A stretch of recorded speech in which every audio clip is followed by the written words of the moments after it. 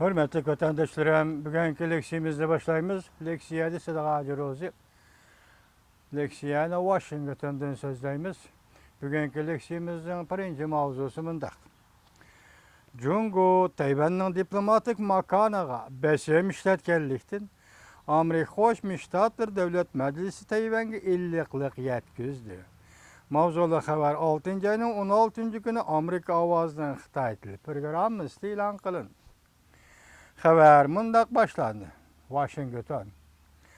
Panama muşabti içinde Tayvan bilen diplomatik münasebetini üzdü. Jungo'nun Tayvan'a diplomatik besim işiltişi kadem küçeydi.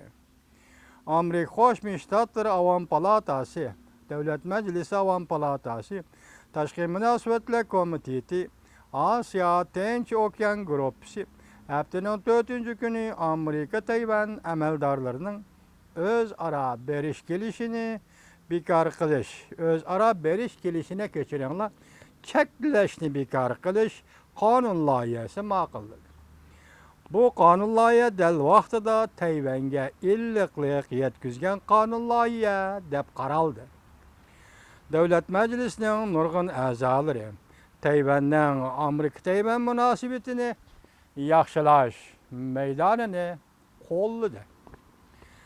Avam Palata a'zosi Steve Chaput o'ttirib qo'ygan hamda jumladan Tashqi Munosabatlar Komitetining raisi Ted Royce qatorliqlar birlashib imzo qo'ygan Tayvan sayli sayohat qonuni Amerika bilan Tayvan hukumati o'ttirisida har qaysi darajalik amaldorlarning o'zaro ziyorat qilishi to'g'risidagi fikrini ifodalashni maqsad qildi. Qonun loyihaning ma'muriy doiralarga cheklamasi yo'q. Qonun loyihasida mundaq tilga olindi. Amerikaning har qaysi darajalik amaldorlarining Tayvanni ziyorat qilishi bo'libmi Amerika bilan bu davlat o'rtasidagi qo'sh taraflik munosabatning chuqurligi va kengligini oshkorlab berdi. Qonun loyiha ovoz qo'yilishidan avval Osiyo Tinch Okean Gruppasining raisi Ted Yoho, Demokratlar Partiyasidan nopozliq arbob Brad Sherman, Demokratlar Partiyasidan Avam Palatasining a'zolaridan Ann Wagner qatorliq nopozliq arboblar hammasi fikr bayon qilib, bu qonun loyihani qo'lladi. Ted Yoho pandi mundaq ko'rsatdi. Jungo Tayvanning xalqaro makoniga o'zliksiz besim ishlatdi. Amerikaning Tayvan bilan bo'lgan munosabatni kuchaytirish intayin muhim. Chabot mundaq ko'rsatdi.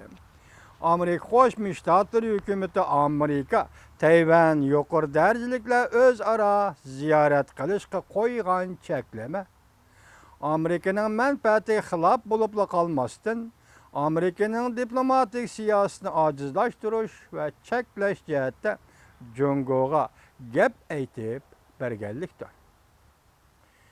Bu xil qiliqlar qo'l putimizni tushab qo'ymasdan Amerikaning demokratik do'sti Tayvan uchun bir haqoratdir.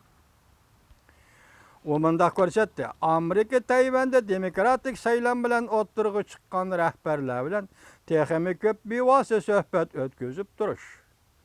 Vaqti o'tgan bundaq siyosatni o'zgartirishni vaqti keldi.